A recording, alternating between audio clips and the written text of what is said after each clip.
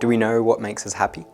A lot of the time we don't. Now, of course, I know that if my kid gets a great report on his report card, I know that makes me happy. It does make me happy. On the other hand, these are not trivial things. Everybody thinks they've got a Blue Monday. Actually, it's not really true. Everybody thinks that, that a variety of things that have a big impact on them don't really.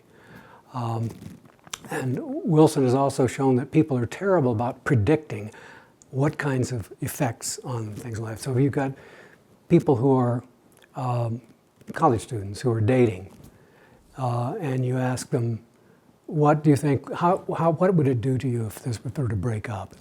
Miserable, I wouldn't be able to hold my head up, I couldn't sleep, and so on. Actually, that's not true. Or the unpleasantness only lasts for a small amount of time.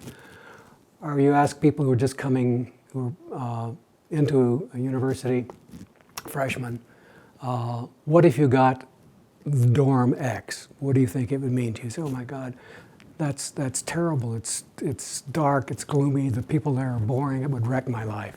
And actually, they're no less happy.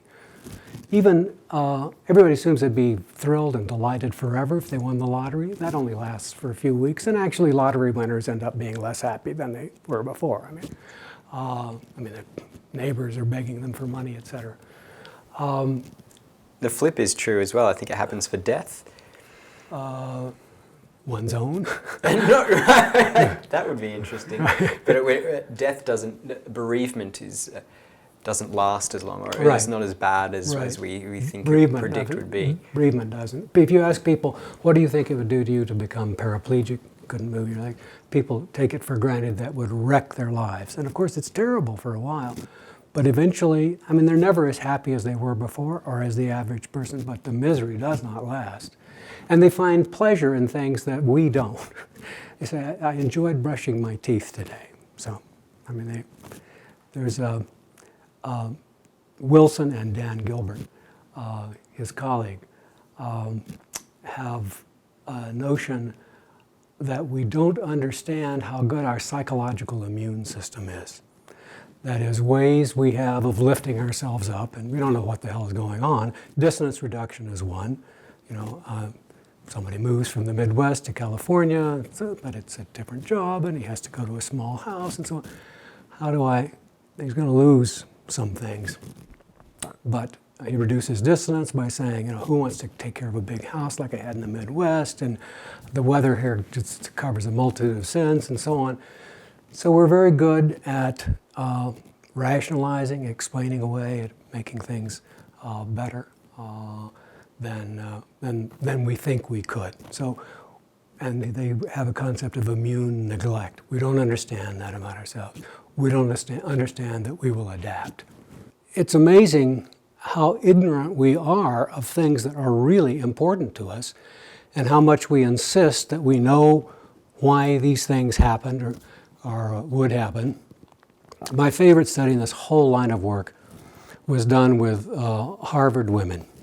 They were asked for a period of a month, maybe more, to, at the end of each day, say, how good was your day? I mean, how happy were you? How satisfied with it were you?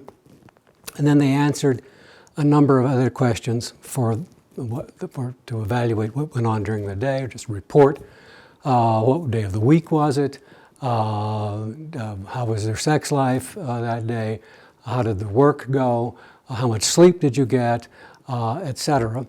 And you now, at the end of all of this, you can see how much these things actually affected their mood. And you ask people, oh, by the way, we'd just be interested in knowing how much you think each of these things influenced your mood in general.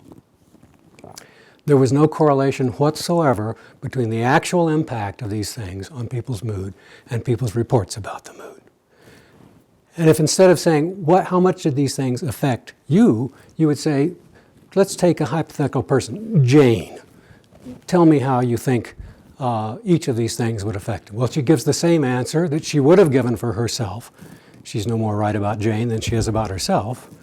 But we have a conviction that we know things like, I mean, you're telling me I don't know what makes me happy or unhappy? I mean, give me a break.